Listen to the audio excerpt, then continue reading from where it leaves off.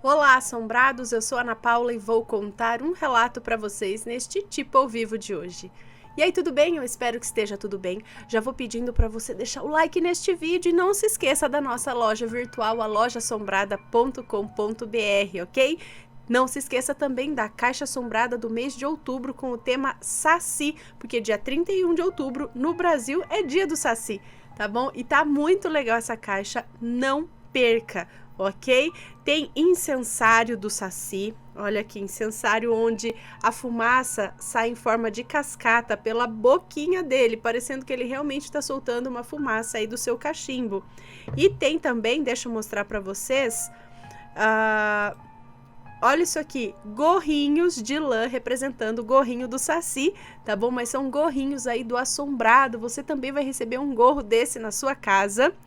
E também, cadê? Não tá aqui, mas um sino dos ventos de bambu, com aquele sonzinho bem gostoso, também é um dos itens que vai na caixa. Os incensos cone também vão junto, então tá muito legal, não perca, tá bom?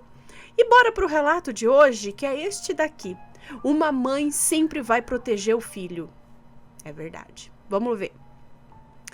Olá, Ana e assombrados! Como introdução, eu vou contar brevemente a minha história.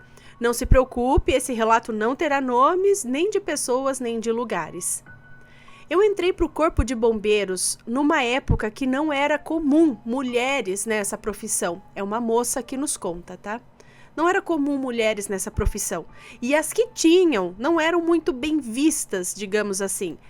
Éramos tidas como fracas e que estávamos ali como uma diversão para os rapazes. Eu tive que me impor muito para ser respeitada, ainda mais que me foi dado de cara o cargo de chefe de socorro, pois já era formada na área da saúde como enfermeira e tinha inúmeros cursos na área de emergência, o que me deixava responsável por situações onde houvesse vítimas e sob o meu comando aproximadamente havia 6 a 8 homens. Aos poucos conquistei respeito e irmãos, pois nos bombeiros não somos só amigos, mas uma família onde nos respeitamos, independente de qualquer coisa. A frase ninguém larga a mão de ninguém vale para as ocorrências e para a vida. Bom, me considerava sensitiva, pois nunca havia visto ou ouvido nada de sobrenatural, mas eu sentia. E isso é tão parte de mim que sai mesmo sem pensar, sem querer. Saem frases do tipo, espontaneamente, frases tipo assim, podem ir devagar, não há nada mais a ser feito. Ou, vai ser difícil, mas vai ficar tudo bem. Essas frases e tantas outras sempre escaparam na hora dos chamados. Sabemos que um acidente é um rompimento muito brusco para a pessoa e o espírito leva um tempo para assimilar. Então eu sempre converso, mesmo que mentalmente, com quem está em óbito, explicando o que houve, e eu tenho o maior respeito pelos corpos, além de sempre fazer as minhas orações. Mas vamos ao relato que já está virando um textão isso aqui. Num domingo, fim de uma tarde de verão, estávamos no plantão. Responsável por uma das ambulâncias, eu, um condutor e um novato, como chamávamos quem ia para lá aprender a prática, éramos um quartel numa cidade da Serra, onde ocorriam acidentes bem graves, e não era raro de mandarem alguém para lá meio que para ver se aguentava ou desistia. Recebemos um chamado para averiguar um brilho estranho que havia em meio a um capão. Para quem não sabe, capão são poucas árvores que ficam juntas no meio de um terreno sem nada. Fica meio que uma ilhazinha de árvores no meio de um campo enorme. Eu dei voz de comando para prepararem tudo o que precisava para um resgate difícil, visto que na serra ou o carro bate do paredão de pedras, ou o carro bate no paredão de pedras, ou ele desce o penhasco, que era o caso, e pedir reforço a outra equipe também de plantão. Ouvi o novato indagar um dos colegas. Não é só uma averiguação? Para que tudo isso? E o meu colega respondeu: olha, apenas faz o que a bruxa manda. Além de comandante do socorro, ela é responsável pela tua avaliação e sempre sabe o que está fazendo. Não sei como, mas ela sabe. Pior que nem dava tempo de rir, mas eu senti um orgulho enorme de mim, pelo bruxa e pelo sabe o que está fazendo. Era uma conquista e tanto esse respeito dos colegas. Chegando lá, montamos o equipamento de rapel e o novato pediu para descer comigo. Louco que tava para ver ação de verdade. E eu concordei. E o condutor ficou na ambulância para nos dar suporte e aguardar a outra equipe. Na descida já avistamos a traseira do carro. A frente ficava totalmente escondida nas árvores e vimos uma mulher ao lado da janela do carona. Ela nos olhou e Ana, eu senti o olhar dela na alma.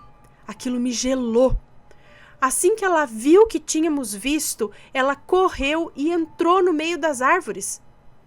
Eu disse para o novato que ela deveria estar desorientada por conta da batida, que eu ia avaliar o carro e ver se tinha mais alguém enquanto ele procuraria por ela. Eu já sabia que o motorista estaria em óbito pelas condições do carro e a árvore que agora ocupava o seu lugar. Mas sabe, a árvore estava no lugar, acho que entrou no lugar do motorista, algo assim. Mas sabe como é novato, né? Claro que ele foi xeretar antes de fazer o que eu mandei. Quando chegamos no carro, eu vi que havia uma criança no banco de trás, praticamente sem lesões, praticamente sem lesão alguma, visto que estava perfeitamente colocada em sua cadeirinha. Era um menino lindo, de uns 2 aninhos. Fiquei ali realizando os procedimentos necessários para tirá-lo de lá, quando vi o novato sair correndo do meio das árvores e seguir praticamente escalando o barranco acima sem nem precisar muito das cordas do rapel. Eu não entendi nada, mas eu precisava tirar o menininho dali, e agora eu estava sozinha para isso. Removi o menino para a ambulância e vi o novato tremendo, sentado no asfalto e sem falar nada com ninguém. Eu lembro de alguém dizer que ele nunca tinha visto um acidente grave e provavelmente ele tinha ficado em choque. É raro, mas acontece. Concordei só com a cabeça e desci de novo, visto que a prioridade era a mulher que nós tínhamos visto entrar nas árvores. Quando eu cheguei no carro novamente, eu entendi o porquê do choque do novato. A mulher que nós havíamos visto nitidamente era a motorista que estava em óbito. Ana, eu lembro do rosto dela até hoje. Eu não vi um vulto, eu não vi uma sombra, uma fumaça. Eu a vi perfeitamente. A mãe protegeu o filho até o momento que ela teve certeza que tinha chegado a ajuda. Decidimos que essa história ficaria só entre nós. Ninguém acreditaria mesmo. Eu me fiz de forte, mas aquilo me marcou muito também. O novato deixou de ser novato porque desistiu da profissão. E eu segui na minha missão e já se passaram quase 20 anos desse dia. E ainda rezo pela alma dela. E depois disso já vi outras tantas coisas, mas essas ficarão para outros relatos. Obrigada por ler a minha história. Saúde e paz a todos. Tenente do Corpo de Bombeiros e bruxa. Um beijo para você, muito obrigada, parabéns pela profissão. E, gente, a gente escuta essas histórias, muitas nos parece assim, falar, gente, isso daí é história que o povo conta, né? Aquela clássica de que surgiu uma mulher na beira da estrada indicando que tinha um acidente, e aí chegou lá, tinha... a mesma que chamou estava morta e tinha alguém vivo no carro, tinha uma criança e tal. Inclusive, chegou a sair no jornal um caso que aconteceu, acho que o Matheus até noticiou na época, de uma criança que relatou que tinha alguém junto com ela o tempo todo. Tinha um moço, não sei, uma coisa assim, que até surgiu a questão, seria o anjo da guarda dessa criança que ficou com ela o tempo todo enquanto o resgate não chegava. Mas eu acredito que existem muitas histórias desse tipo realmente, que imagina você sendo mãe e nessas condições, digamos assim, se você não faria o mesmo, procuraria por ajuda ou continuaria ali do lado para garantir que tenha um socorro para o seu filho. Então eu acho que isso acontece sim. Você conhece uma história parecida? Conta pra gente. Se for comentar, que seja com respeito, por favor, mas deixa aqui o seu comentário, a sua opinião, ok? Espero que tenham gostado, um grande beijo e a gente se vê no próximo relato. Fui! Tchau, tchau!